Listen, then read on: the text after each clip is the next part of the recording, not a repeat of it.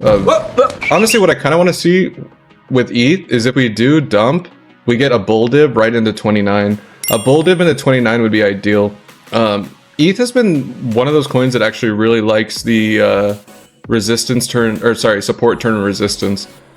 We need to get back above the previous lows, which we're doing right now and we're fighting for, which is a good sign. You got a bunch of stack liquidity, never had a proper test here, so turbulence, you could see it in a couple different spots. The more local is at 41.10. So you got stack liquidity here on short sellers, meaning short sellers are all dogpiled in the same spot. If that squeezes, it could take us all the way up to 41. You could look to hedge there.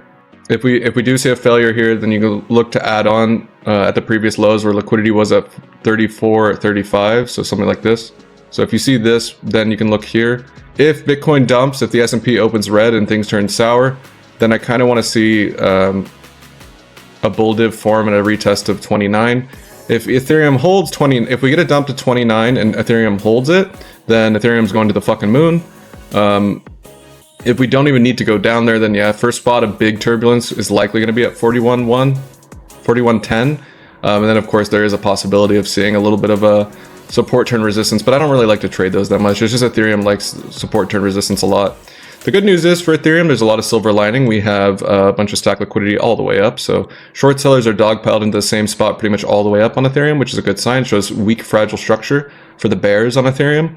Little sad that the volume wasn't high, but this is pretty good volume off the flash crash, which is a good sign. I wish this volume was a little bit higher, but it's still pretty good, all things considered. So yeah, Ethereum doesn't look too bad. It doesn't really have the local fragile market structure that Bitcoin has down here. And then, of course, Ethereum against Bitcoin did hold where it needed to. It's a little bit sloppy, but it's good enough. So Ethereum looks pretty good, man. Ethereum looks pretty good. Of course, if Bitcoin dumps significantly or the stock market dumps significantly, then Ethereum will likely follow that.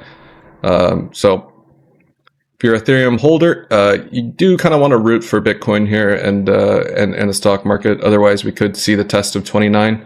If that doesn't happen, then, you know, like I said, 41.10. And then if that fails for a head, you can hedge that. And if that fails, add on to 36.65.